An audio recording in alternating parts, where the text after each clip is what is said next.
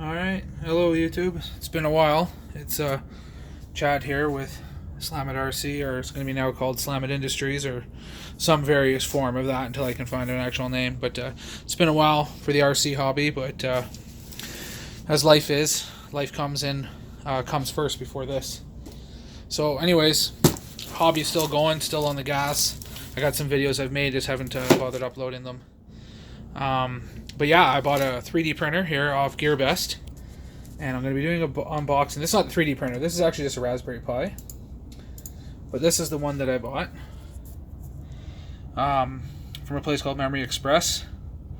So yeah, it's pretty decent price. It's Canadian for this, but this is actually going to run the Octopi, so I can actually control the printer remotely. So if I get a job working up north, my wife can load up the printer for me, and I can print stuff while I'm up there, unless something really bad happens, and then, well, that's why the octoprint's there, so I can actually watch it and make sure it doesn't catch fire. So, but the 3D printer I did buy, just to go over this is going to be kind of like a little bit longer video, is this Anet A8 for $181 Canadian. It was about $235 to my door.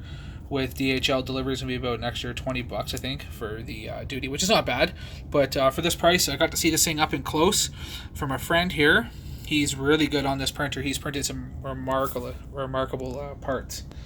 But yeah, this is this. I haven't opened this yet, but we'll see what this is like. Basically, I bought this one, the gaming one, because I had a gift card from this place, because I had this tablet that I should have returned day one after I bought it, because the screen had a bit of it's like a yellowing. It was an NVIDIA Shield. Then I found the receipt randomly, so then I decided to return it. They gave me my money back, which was like $270, but store credit. So I bought a hard drive, and then I bought this thing with it. So this is this Raspberry Pi, which I've never dealt with, but yeah, I'm eventually going to get a screen for this, so it mounts on it, so that while I'm waiting for my print, I can just switch out and friggin' game on, man. Universal power supply. Okay, that's interesting. This case, I probably won't be using this case. I'll probably use it for now, but I'm eventually just going to print out like a really nice one. And I think they just made this bundle up at the store, I think, because for because the other ones were decent, but you get all this stuff for free with it, like a 16 gig memory card, and then USB 2 card reader. This is probably the information, I would imagine, that's on the, with the thing Noobs installed it is. I've never done programming. Hey, it even came with heat sinks. Check that out. And then what's this? Oh, the controller. Cool. See, I wanted to buy one of these Super Nintendo controllers. It's even the same font. Look at that. You know what, man? People in Calgary and all over Canada and the United States buy these damn Nintendos, these classics, and then buy them for $100, buy like 3 of them, and then they fucking, sorry for the swearing, but they flip them, and it pisses me off, because I'm not spending $200 on a console that I used to play when I was a kid. If I see it for $100, I'll buy it. But this thing, you can just run emulators or whatever. I have them all from back in 2005, when you could download things without actually worrying about copyright infringement, so I've kept everything all on DVDs back then, which is interesting enough, because LimeWire, back in the day, interesting note, 2005, when I lived in Ontario, I could download, using LimeWire, 5 or 10 movies at once. I had about 75 megabytes a second. This was back in 2005, because there was no bandwidth. Or there was lots of bandwidth, but there was nobody using it. But anyways, that's another stuff. Now, it's pricey. So that's what this guy is, eh? It's a cute looking thing. I mean, for this thing, how far these computers have come since when I was a kid. I mean, I'm only 34 next in 2 months, but like when I was in high school, the first 1 gig Pentium 3 was coming out. And to put this in perspective, this thing would be like probably $4,000 15 years ago. You know, like the Xbox One X is the most powerful console known. It's pretty, it is pretty powerful, because considering it's almost 6 teraflops of power, and the first teraflop supercomputer was the size of a house, and it cost $100 million. But anyways, yeah, this is this little guy here, and those where the heat sinks go. But the idea is, I'm not sure if I'm going to put the printer here, but I'm going to use one of these tables here. It'll be kind of like a shop tour anyways. So I'm going to use a couple of these things extended up high. The printer will be on here. My cat decided to start crawling on this.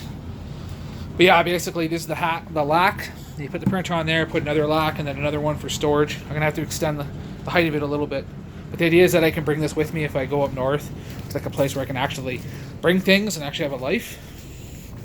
But yeah, no, this is the that's what I'm going to do for now. Is going to do some 3D printer videos here. But this is the shop tour as well. I got this cabinet. It's pretty nice. Almost trying to have a little bit more organizational skills here. But I got all my tools up finally in one spot after months of cleaning. Yes, after I clean everything, this is the tape. I have also more and more rolls and rolls of tape, parts, and all sorts of stuff here. More bins full of stuff. I'm organizing all my stuff for the two low C5s, engine parts, and then now I got bins of stuff over here for the Baja pull start parts and stuff for my FG, which I have not a video on there yet. I definitely want to get one and put it out there, but this is it. This is the shop here. There's all my motors and oils, and it doesn't take much to organize. This thing, I don't spend a lot of money on tools, but this thing I did. It's Wera. It's made in Germany. It's a metric set that comes in Imperial too. I use a lot of Wera tools in my trade. This thing is pretty cool. It's an awesome pit box. I mean, yeah, it was a little expensive. And it didn't come with all these little ones. It only came with, I had to add 3.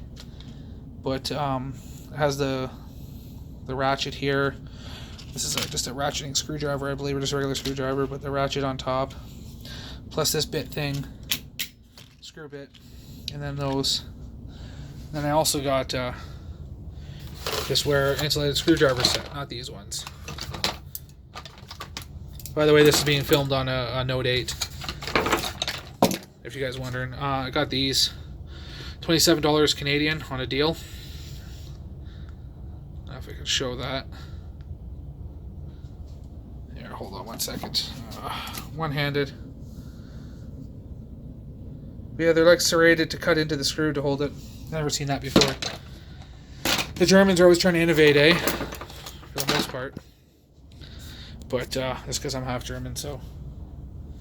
But that's yeah, that's it, and I'll show you some of these things I reorganized from the last time you probably saw this when I did that build video for the low C5B, which I did ran and race.